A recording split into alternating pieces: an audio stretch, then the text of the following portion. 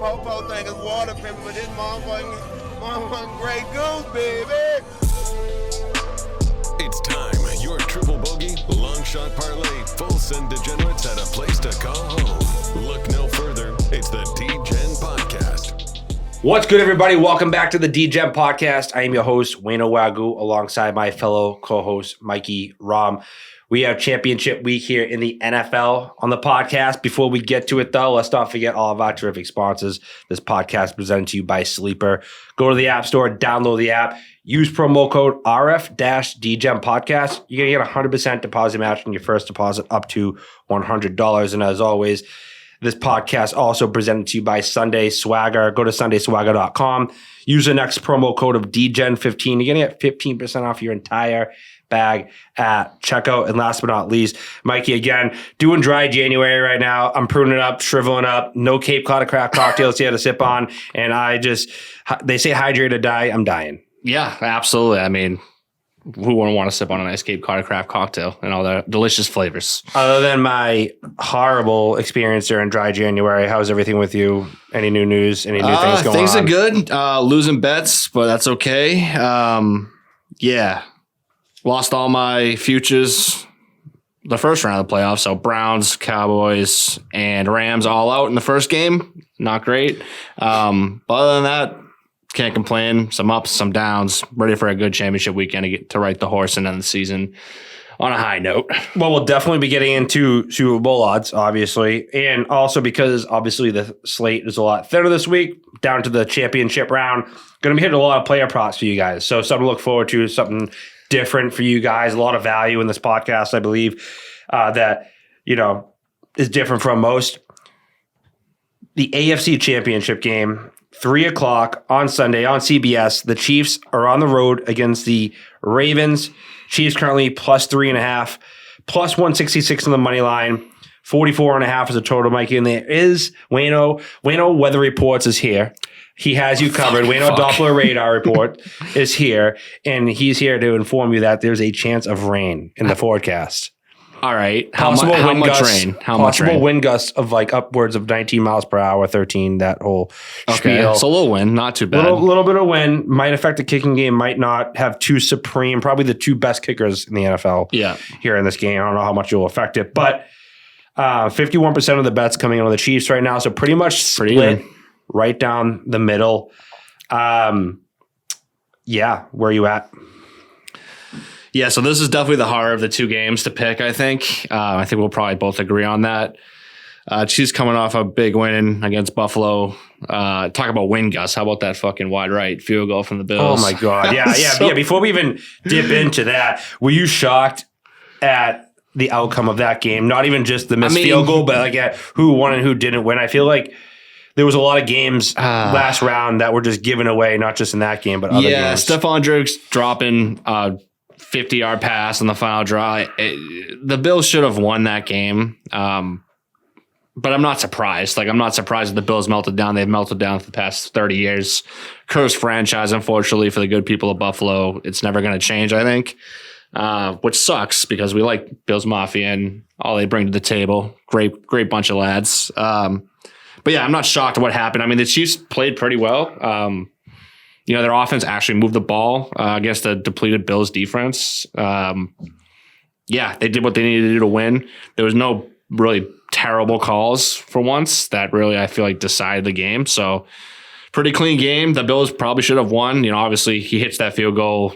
Who knows what happens? But yeah, I'm not shocked. So the referee that's actually going to be reffing this game, I don't know if you've seen this, but he heavily favors the dog. Calls a fuck ton of penalties on the home team. Yeah. And I don't know if that's going to scare me off the line either way. I feel like it's almost got too much traction now. Like it's too out there. It's going to go the other way. Yeah. It's like the NFL would love to have Taylor Swift at the Super Bowl with Travis Kelce and X, Y, and Z. That's a fact. But is it too obvious at this point? I think so. So as far as the whole angle of the NFL being fixed, which I mean, I don't know how you even feel about that. It is what it is. But I think that they probably faded that hand a little bit and they would just make this game happen naturally. Yeah. I had already asked you before. We changed topics, tangent. Where are you at? Yeah, I'm still rolling with the Chiefs plus 3.5. Yeah, I think despite, the storylines, NFL rigged, yes, no, whatever, Roger Goodell, down with him. I think the Chiefs can beat the Ravens. The Ravens really didn't. Yes, they won last week. Yes, they won handily, but that game was close until the fourth quarter. Like, it didn't really open up until the fourth quarter, and they didn't really impress me on offense or defense. Yes, obviously they made the plays they needed to do to win the game. Lamar Jackson looked fucking phenomenal. I know that kills you inside, but hate Lamar Jackson. He was great. But this Chiefs defense is different than this Texans defense. This Chiefs defense is the strength of their team. I think they'll keep it close. This Ravens front seven, maybe a little bit overrated. I know they got the 2 all-pro linebackers, so it's kind of crazy for me to say that, but I don't know if I love their front. And I think the Chiefs will be able to run the ball. And that should open some play action passing. And it looks like Travis Kelce's refreshed after that week off at the end of the season. He's looking better and more lively and back to his old self. So I think he'll be able to get open, and I think the Chiefs will be able to run the ball. I'm going to take the points here.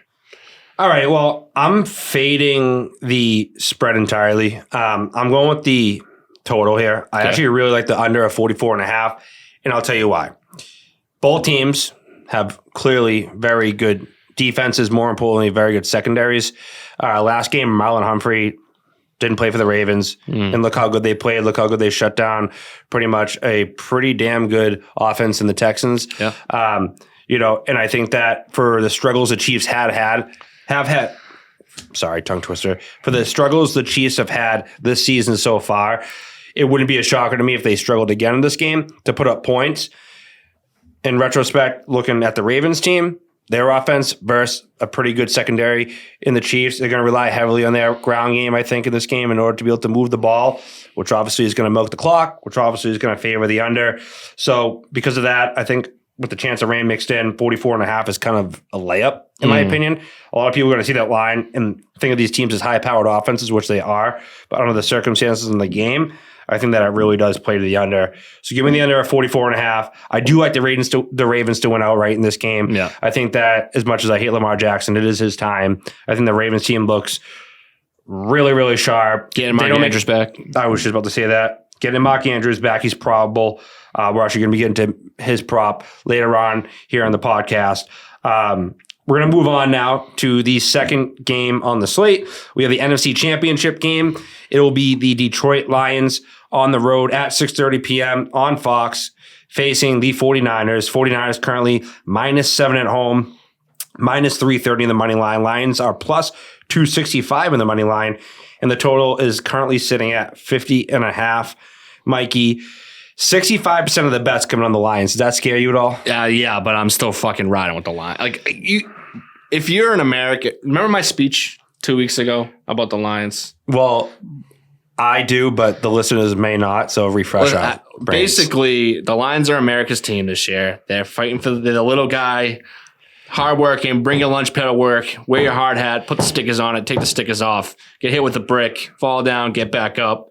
The Lions are America's team, all right? And they've proven that they're gritty, they're tough. Dan Campbell, that fucking maniac, did everything that he said he was going to do. So they're a good story. They're a good story. 49ers are kind of like that blue blood flash, like, elite team, dominant, this, that, at home, should be an easy cover for them. I think it's going to be a close game. I'm not saying the Lions are going to win. I mean, the 49ers will probably still win, but 7 points is a lot of points in a conference championship game. This is probably going to move the other way as sharp money rolls in, up to 7.5. So I really love the Lions if we do see that line. But yeah, +7 I'm going to take. I just think that they keep it close here. The grit, the determination, the little guy might come up a little bit short, but I think they cover the spread. So George Kittle had an interview, openly came out and said that they are not the same team without Deebo Samuel in that lineup. That's Which mind you, fuck Deebo Samuel. He's now officially on the voodoo doll list. Oh no. He is on the banned for life list from all player props ever. Guy gets a little knick-knack injury up to the shoulder, leaves the game. The softest, most fragile human being in all the NFL. I don't think so. Right, okay. yeah, go fuck yourself, Deebo Samuel. Right. Okay. Secondly, all right, because of that, the team did suffer. They did have struggles not the on same offense, team. and they are not the same team. George Kittle is right. In all respects, the Green Bay Packers blew that game. They should have won that game. The 49ers should not be in the championship game right now. They got lucky. They really did get lucky, in my opinion. I think that the reason why this spread is so big is because of how bad the Lions secondary is. You can't deny that.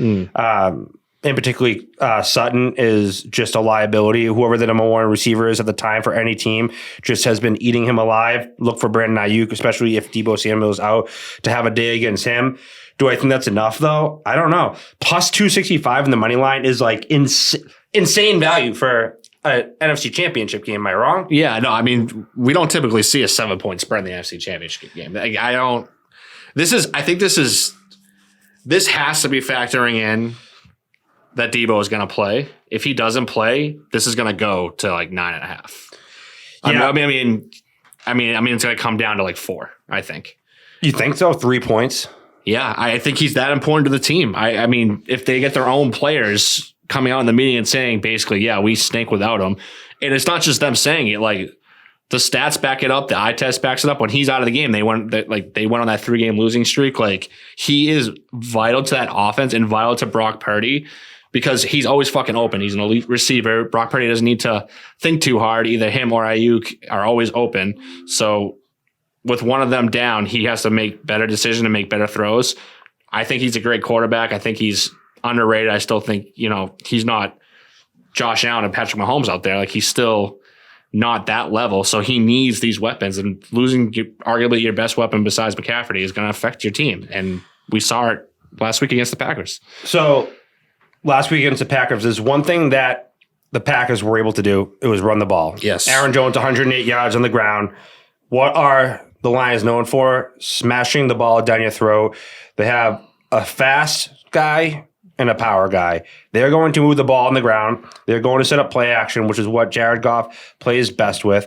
And I think that they keep this game plenty close enough to cover. I love the value at plus 265 in the money line. You are crazy. Even if you like the 49ers this week, not to sprinkle the money line for the Lions because of the value. The total at 50.5, I think, is pretty much right on the money. I think that this is like very, very sharp, the line. So I'm going to stay away from the total. But that's where I'm at. Props. Wayno props, Mikey props. Yeah. Do we want to do Chiefs Ravens first, and then we'll do that game for props first, and then we'll. So before we dip into the actual game, like the individual games, of the props, so we'll go overarching props first. Yeah. Call me Wayno Exotic Props. Oh, okay. All right. Wayno Exotic Props. This is like, like when they sell you a life insurance policy and there's all these different like fine print things. It's like, it'll be like whole life term, residual living policy. Unless you're struck by lightning. Unless you're struck by lightning. Like all these underlying things. Well, this is up there in the terms of parlays. All right, let's fucking hear it. Each team, each team to score at least one TD and one field goal in each half of each game. So the Chiefs, Ravens, Lions, 49ers, all to have a touchdown and a field goal in each half of their respective just one games. each? One each. Okay. In each half. Okay. So like the Chiefs have to have a touchdown and a field goal in the first and second half, and vice versa for every other team. If you bet that is $10 to win $6,370. I think the only team I'm actually a little bit like wary about are the Lions because they tend to go for it a lot on fourth down. They're very aggressive on fourth down. Kicker's not great. So Dan Campbell, if he gets into any situation where he can 10 to win 6,000, 10 to win $6,300, right? I mean, I've put in a lot worse parlays that didn't make sense. Yeah. I mean, why the fuck not? I love that. I don't like it. I do love it. I love that. Right? Yeah, that's famous a good last one. words here on the Yeah. DGen podcast. Don't like it, love it. But First half of the first game, when neither team's fucking scores touchdown. fuck it, we're gonna do it live. We're doing it fucking live. Well, that's the exotic parlay. right. Exotic parlay prop, we'll call it. I do actually want to touch on the Super Bowl odds real quick. Updated. 49ers currently plus 140. Ravens plus 170. Chiefs plus 440. And Lions rounding them out at plus 850. Again, incredible value for a team that is just Has a 1 seems in like 4 they're getting chance. no respect right now at all. No, they're definitely not. So, Chiefs, Ravens, props, where you at? Yeah, I mean, we'll run through these first. I'll go 2, and then you can go 2, and we'll go from there. So the first prop, I have Pacheco anytime touchdown plus 125. I just think the Chiefs are going to run the ball. Pacheco's come on strong at the end of the year. Playoff atmosphere, grit. That dude is fucking angry when he runs. I know it's a cliche now. Everybody says it, but it's the truth. He runs hard, and I think he's going to get in the end zone at some point, whether it be rushing the ball or catching a pass, slow dump down screen. So I've been pretty cold, admittedly, with anytime touchdowns the last few weeks. But I like Pacheco to score. So currently the most bet props in this game consist of Lamar over 62.5 rushing yards, Pacheco over 64.5 rushing yards, and I believe that's it. Yes, that's it. Those 2 props are currently the most 2 bet props in this game. Where I'm at is Mark Andrews, 35.5 receiving yards. I know he's coming off an injury. I know Isaiah Likely's been that guy at tight end. He's been balling out. He had a huge week again last week. Obviously, a fade spot now for Isaiah Likely. I think that he sees a reduction in targets. Definitely. And from what I saw, his line is pretty much what it's been. So opportunity to take the under on him. But Mark Andrews at 35.5. If he's not coming off an injury, this line is probably 60, 65. Right? At the low end against a good defense, good secondary, 53, 54, I think I would cap it at. Give me the over for Mark Andrews. It's really just two catches, 2 long, 220 yards. This is going to be a grinded out game. And when you grind it out, usually you're using your backfield and using your tight ends. Yeah. I think that he gets us easy. Also, I really like McCole Hardman under 1.5 receptions. Did you see fucking bomb fumble through the end zone? Him twice last week fumbled. My fucking God. He is never getting the ball again as long as he's in Kansas City. If they do, they deserve to lose. Fumbling through the end zone, I'm gonna look at the camera for this. That rule is at the same time the best and worst rule of all fucking time. If you are on the wrong side of that rule, you want to fucking punch a TV. And if you're on the right side of that rule, you're doing fucking cartwheels. The most polarizing rule in the NFL. I really hope that they don't change it because it is just great to see. Honestly, it was like before when the Chiefs lost to the Bills in the beginning of the season, and they lost because of an offsides call. It was the right call. It was the right call. Yeah. But they complained because they were wrong. Yeah. And I get it. It sucks. It's a shitty way to lose because if it's a ticky-tack call, but it's a right call, And then now they're bitching and moaning because the ball goes through the end zone, which is the right call, but because they didn't like it and it didn't work for them, now they're trying to get the rules changed. Yeah. It's baffling to me. The more that time goes on, the more that the Chiefs as a whole, including Patrick Mahomes more importantly, but the rest of them are just fucking crybabies in my opinion. Yeah.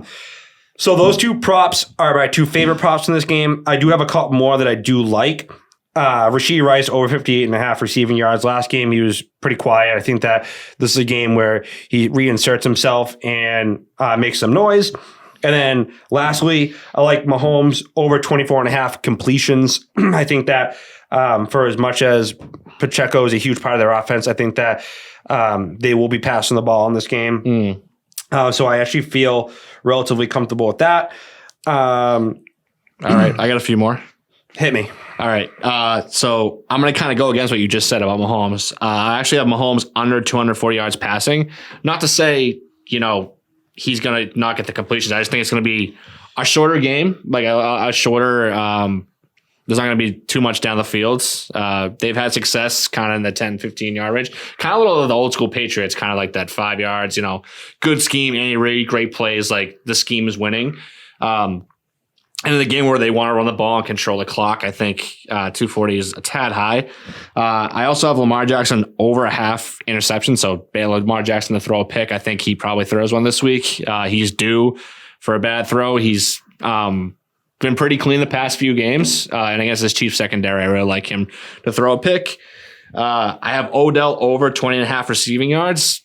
I feel that's one catch. I think he's due for 125 yarder where he fucking makes a good catch and gets up and does the fucking first down and it's like a 25-yard play and then it's done. So I like that. And then I love Pacheco over 14.5 rushing attempts. I just think the Chiefs are going to try to run the ball. We'll see if they're successful, but they're going to commit to it, I think, because they had so much success last week. That might be the most lockable play 14.5. All the plays this entire week. 2 weeks ago, it was at 15, and he absolutely crushed the line. It was a similar type of game. Yeah. I think that 14.5 is. Yeah, I think he could go for 20 carries this game if they're successful. Andy Reid's not the kind of coach to stray away from his game plan if it's not immediately successful. So I think they're going to try to pound the rock, and I think that's a lock over 14.5 attempts. I didn't have this down on my paper, but I just looked it up while you were hitting some of your plays. Patrick Mahomes over 26.5 yards. I actually don't hate it. I think that they're going to be blitzing him very heavily. Mm-hmm. They have decent edge rushers. I think that he's gonna be forced to have to make the way he runs Patrick type Mahomes plays to extend. I know it's like god awful. All right, ready? Who's worse and more unbearable to watch run, him or Kyler Murray? It's the same, but Kyler Murray's just smaller. It's the same running style, but Patrick Mahomes just a little bit taller. It's the fucking waddle. He's somehow way faster than me, so I guess I can't really make fun of him. But he runs funny. I think everyone can agree he runs funny. Kyler Murray runs funny. They both run fast. They're both good, but they run funny. That's it. Yeah. That's it. Horrible to watch run. It reminds me of that kid that, like, you know what I'm talking about, the weird kid that ran in the playground, like ducked down like this, and he's like with his hands back, running. You know what I'm talking about. Everybody here knows what I'm talking about. Yeah. All right. We're going to move on. Okay. Lions, 49ers, props. Yeah. What are you sticking your dick in first? Yeah, I'll run through mine first, I guess. So sticking with the anytime touchdown, I picked one in this game as well. I like Amon-Ra St. Brown, anytime touchdown. Listen, this San Francisco defense is elite, but their backhand has been exposed multiple times by good teams. They've been able to handle kind of teams without elite talent on the outside, but the Lions, I do have elite talent on the outside. Amon-Ra St. Brown is top 7 wide receiver, in my opinion. I think he finds the end zone this week. Next one, I got Brock Purdy, and this is pretty dependent on if Deebo Samuel plays. I have under 275 yards passing. That's kind of a lot for a championship game, missing your number one weapon. And I think that they're going to try to run the ball, especially if Deebo's out. They're going to try to run the ball here and kind of take some of that pressure off Brock Purdy. So I think he's going to throw. They're going to be successful against the Lions secondary. There's no question about it. Doesn't matter who it is, but I think this is probably going to be a sweater, but he ends up around 250. So I like the under 275 there. Last two, talked about a little bit earlier. Jahmyr Gibbs over 47.5 rushing yards. This seems like a lock to me. He seems like he's breaking off a 35-yard run every week now. He's got that one explosive play. When you see that, the 47 total doesn't seem too scary. He just needs to kind of be average for the rest of his attempts. So I like that play. And last play, I really like this one. Jameson Williams over 27.5 receiving yards. Again, kind of similar to the Odell play. He's good for one long bomb down the field. He's gaining the trust of Dan Campbell. He had a few catches last week. He went over this total last week, so I think he gets over it again this week. So the most bet props for this game include Jahmyr Gibbs over 76.5 rushing and receiving yards combined. Jared Goff under 1.5 pass TDs, and Brandon Ayuk over 80.5 receiving yards. Makes sense. My favorite play in this game in terms of prop wise, I really like Brock Purdy over 20.5 completions. I think this is gonna at some point turn into a little bit of a shootout. He's going to be throwing the ball in order to be able to do that. I think that 20.5 completions against a pretty bad secondary is definitely doable. Yeah. Even without Deebo Samuel, he still has the targets to be able to get that done. Juwan Jennings last week did step in. He played pretty damn good. 5 receptions on 6 targets. I think he had like almost 60 to 70 yards receiving. I mean, he did play well. What were his props? Oh, fuck, I should have looked.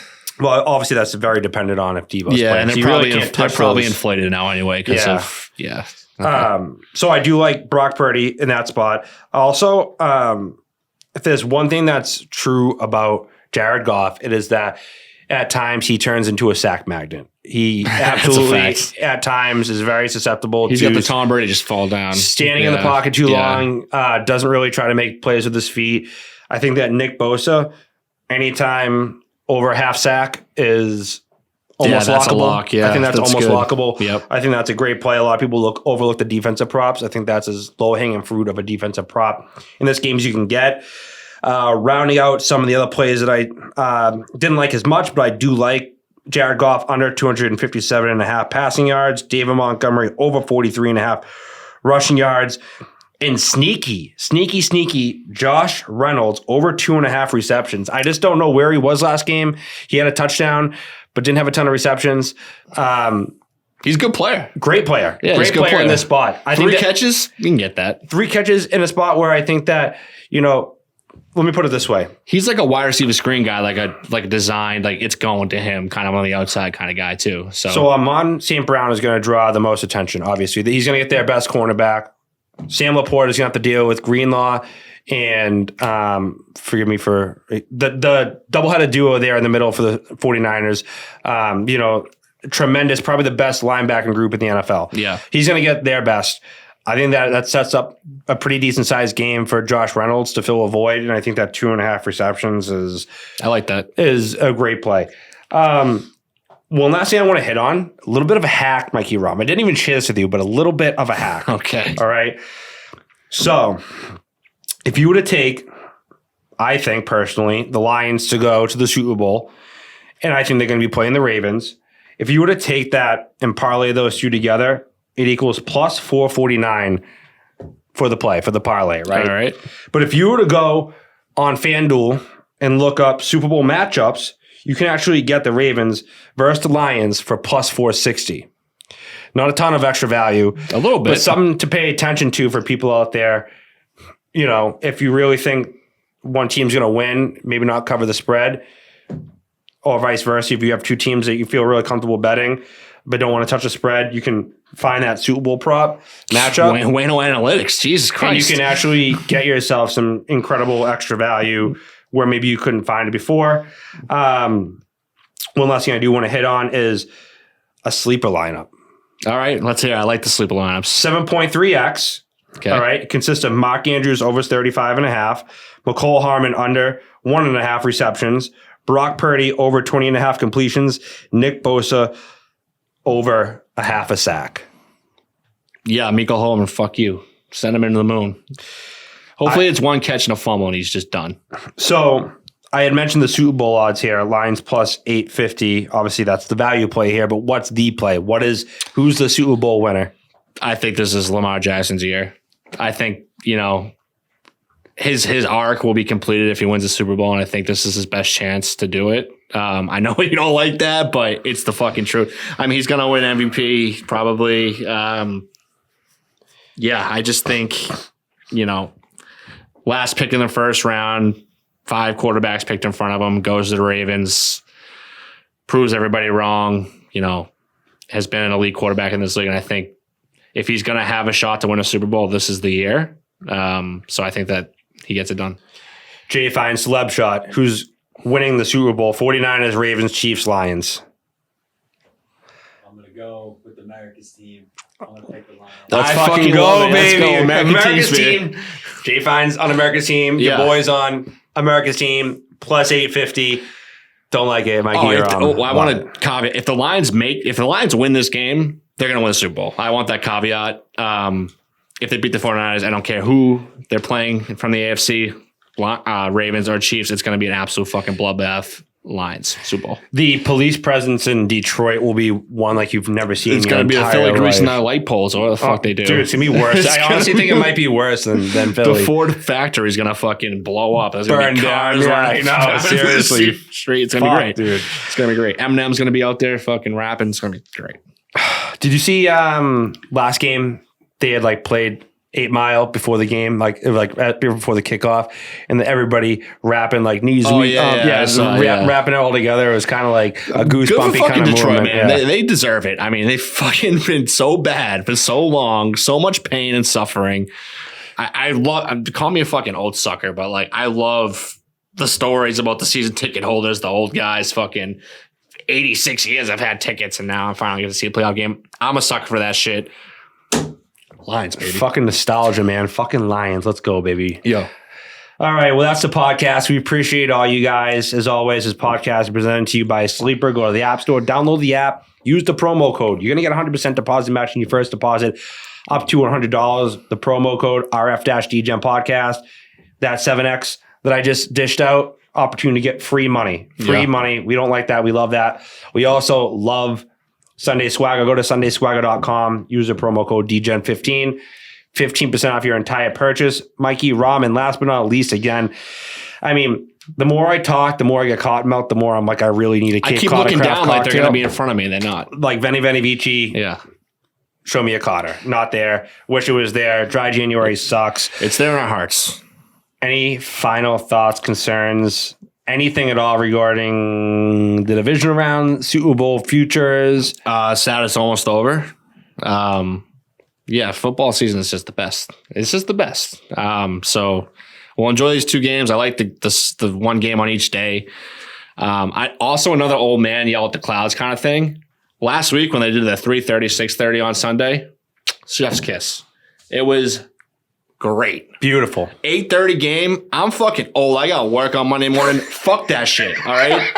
Give me the 6:30 fucking game so I can fucking not fall asleep at halftime on the couch with my fucking mouth open, snoring and have my fucking girlfriend bring me to bed. Okay? Yeah, I don't want to sweat my bed trying to keep my eyes open. I want to still be alive and watching that baby. Yeah. cash. I don't want to wake up at 1:30 in the morning, go pee and look at my phone and see a loser. I just want to lose and then go to bed. That's it. So you can either have a great dream or a nightmare. Yeah, probably a nightmare, but yeah, exactly. Yeah. Well, again, thank you everybody for tuning in. We appreciate you as always. Until next time, peace. It's time. Your triple bogey, long shot parlay, full send degenerates at a place to call home. Look no further. It's the DGen